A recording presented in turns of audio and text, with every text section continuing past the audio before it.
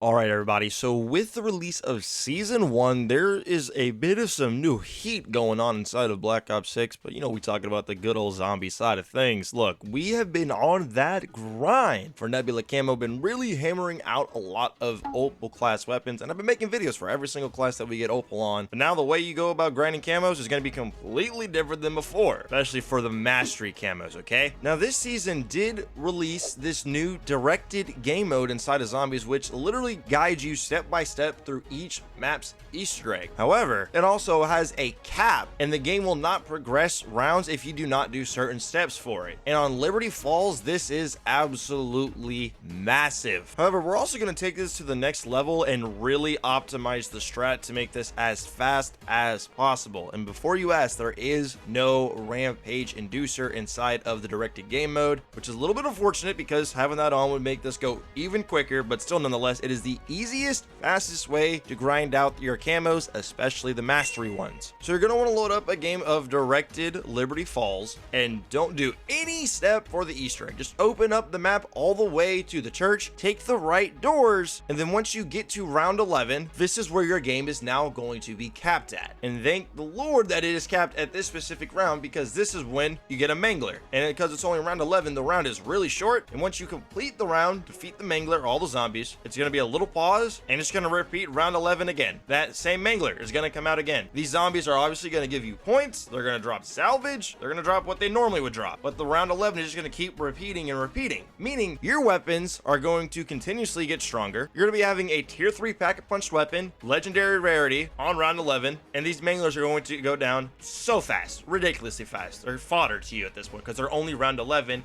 And on top of that, the Wonder Fizz is here way earlier than it is in a standard game, meaning you can just go ahead and outright buy Deadshot, making your headshot multiplier even stronger. And what you can do to actually go ahead and optimize this is you're going to want to head to the Alamo. Obviously, this is the roof of the bank, but you're going to want to leave the zip line that leads down to the bowling alley area, the street that has the tier 2 armor and the Tanto wall buy that leads to the bowling alley with stamina up in it. Leave that zip line closed. You're going to want to stand on the right side of the roof close to the arsenal. If you just look at where I'm standing at in the gameplay, this will give you a great idea of where to stand. As standing right here, there will be no zombies that come up from behind you. They will all spawn directly in front of you, and you can pick them off and do these round 11s in about 45 seconds, give or take. It's going to be always under a minute. Your guns are going to be at their maximum strength, and they're all just going to be one-shotted. You just one-shot them from this spot. Very effortless. That mangler pulls up, blink them out the way with whatever gun you're needing to get the Opal camo on, rinse and repeat. I was able to get 3 SMGs Opal just in this one game in like 90 minutes or so. Literally, I just put on a movie, sat right here, and just went to work. And the best part is, oh, another weapon's done? Go ahead, trade it out for another weapon. Maybe you gotta pull it from the box. Maybe it's a wall weapon. You already have all of these points stored up to immediately tier 3 pack-a-punch it and get its rarity all the way up as high as you would like it. If you want to max it out, by all means, go ahead and do so like your other one. And just run it back. Get back to your spot, delete the mangler, delete the zombies in a few seconds, run back that same round. It is that simple. And let's say you're working on trying to get your Nebula camp, like the actual Nebula challenge itself. You gotta get rid of a lot of elites. Well, my friend, you can go do some of the quest steps and get the round cap up to 15. And at that point, an abomination is going to spawn every single round. And it's going to be the weakest version of that abomination. So it'll be a lot easier to deal with, as once again, you will have a max powered weapon at such a low round compared to the normal games in which you would get these max powered weapons where it would be around the mid 20s at the earliest. You have it at round 11, my friend, or around 15, whatever challenge you're working towards. Seriously, this will save you so much time and anger, because beforehand, bro, getting them all those mangler elims could be very tedious and take a lot more time. But because you're farming the round 11 one over and over again at its weakest point, it is absolutely a cakewalk. And you could also use this to farm up your normal 2000 headshots if you would like to as well. But this is 1,000,000% the best way to go about getting your mastery camos, especially if you're doing it on this spot on top of the bank on the Alamo, as bro, you can literally play with one hand. They're all going to funnel right to you. You don't have to move. They're never going to come up from behind you so long as you leave those zip lines right by the arsenal closed. In fact, I think it's so good that Treyarch might patch it, so go ahead and get to it.